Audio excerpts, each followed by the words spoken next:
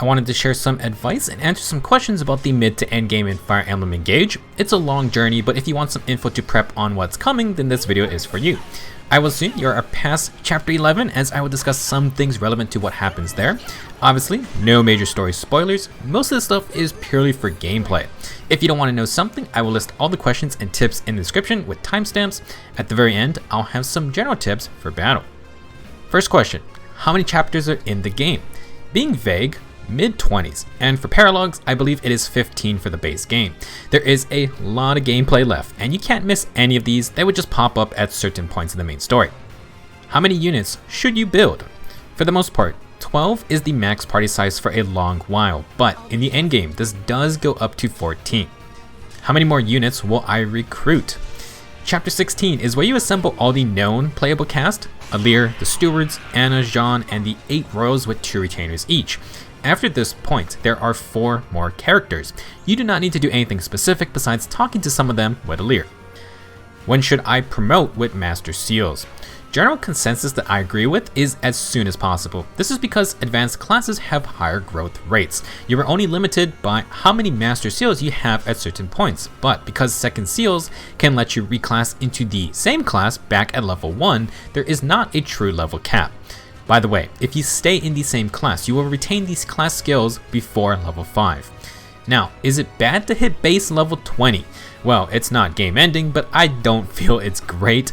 I had this happen because I didn't give clan staff proficiency before chapter 11 and I wanted to make them a sage. Follow-up question, if you want to reclass early, should you second seal first, then level back to 10, then master seal into an advanced class? I did this with Jean, and I'm gonna say it was not worth it. You can simply master seal into any advanced class no matter what it is. Then from that point you can second seal to your desired advanced class as long as you have the proficiencies. It takes the same amount of seals, and as mentioned, you can just use another second seal to reset your level if you do cap at 20. Should you do Paralogues? Yes, 100% worth it. Only way to get Jean and Anna early, and the next 12 Paralogues are for unlocking bond levels 11 to 20 with each emblem ring. These make a big difference, and some skills are not even present till past level 10, such as Ike's Wrath skill. So, when do I get my first 6 emblems back? After chapter 11, Marth, Celica, Sigurd, Leaf, Roy, and Micaiah are gone for a good bit. You will obtain the other 6 emblems before the first group is back. Is it too late to train old units? Engage does not provide a lot of ways to train very low level characters. With Jean, you really need to focus getting him XP, and in general, if you start benching starting units, then it's tough. Skirmishes are horrendous because the level keeps scaling up and the entire map bum rushes you, making it tough to feed XP to a weak character. If the unit is not super far behind, use your 3 arena matches every Somnio visit, and you can try to utilize Violet's 1.2 EXP multiplier from his mentorship skill. With DLC, Edelgard and the boys have a similar skill.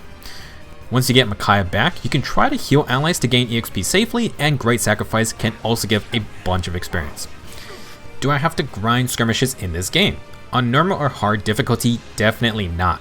Not only are they tough, but just by doing all the main chapters and Paralogues, I felt over leveled by the end of my hard playthrough. This assumes you will not be leveling 20 different units though. I did 2 to 3 skirmishes early on in the game and then never touched them ever again. I have some SP now, what should I spend it on?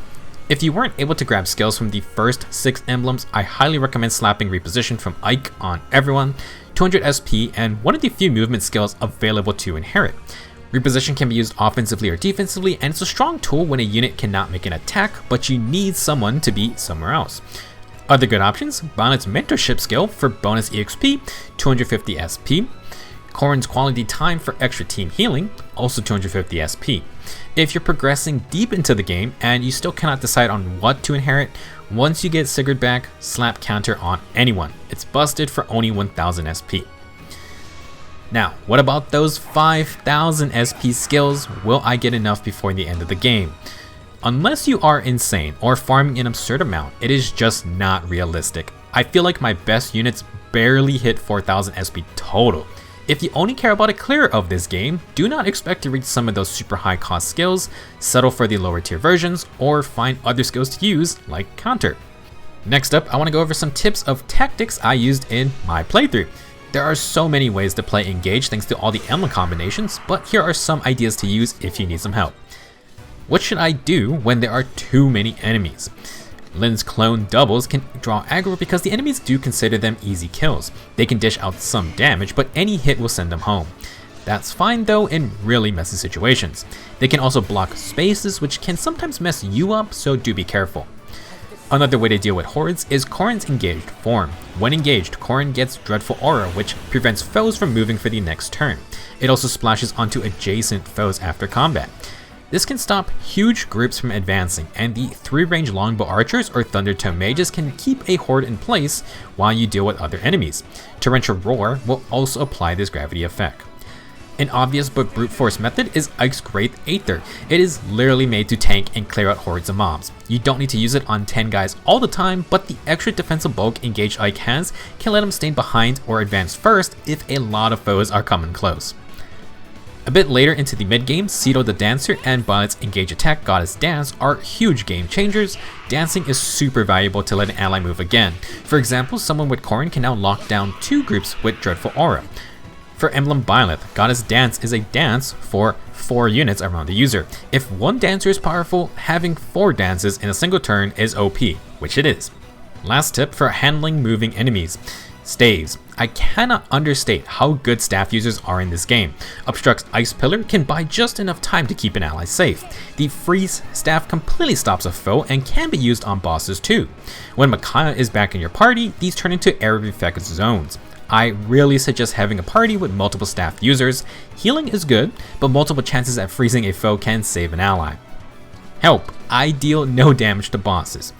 I don't want to imagine maddening, but even on my hard playthrough, my units very often did little to no damage on some bosses. First off, abuse chain attacks. They do a set damage equal to 10% of the boss's max HP. Backup units are very good for this sole reason, and the hero class can get 2 chain attacks if they're full HP. When fighting a boss, always consider using ranged weapons on your backup units and initiating with them first. When they are in position, every other attacker will now be backed up by an assault of chain attacks. Lucina's Dual Strike Sync skill lets any unit chain attack. For example, a 3-space Thunder Mage can now participate. The Dual Assist skill from Lucina can let the unit chain attack if the foe is in their movement plus attack range. When it's upgraded, it happens on a 70% rate, which is honestly quite good. Before you begin your chain assault, engage and initiate with Corrin's Torrential Roar first. First off, the boss is now locked in place in case you need 2 turns. Second, at bond level 8, Draconic Hex lets Corrin inflict -4 to all the foe's stats. Third, Torrential Roar places a water tile under the boss. That -30 to their avoid is fantastic for some of the more slippery bosses. All of this combined made Corrin my most effective emblem for many maps. The debuffs let my units deal slightly more damage, but it is applying for every single attacker. The -4 speed can also help a ton. Draconic Hex's debuffs were so good, I ended up inheriting it to Alchris just to have another debuffing unit. Those are the main topics I wanted to cover, but for some general reminders, don't forget to use those permanent stat boosting items, especially the strength and magic boosters. If your units are really struggling or you feel they got screwed by RNG, don't be afraid of the pre-promoted units from Illusia and Sohm. Most of them are pretty solid in this game. Last, for the really endgame chapters, I recommend using bond fragments to get every emblem ring pairing up to at least bond level 15. This gets you the 3rd emblem weapon, and in general, I felt having high bond levels really made a difference. It's fun to experiment in this game, but the benefits of the later upgrades were too impactful. That will be it for this video. Thank you for watching. There are so many other things to talk about, but hopefully this helped you prepare a little more. Good luck on your playthroughs, and see you in the next video.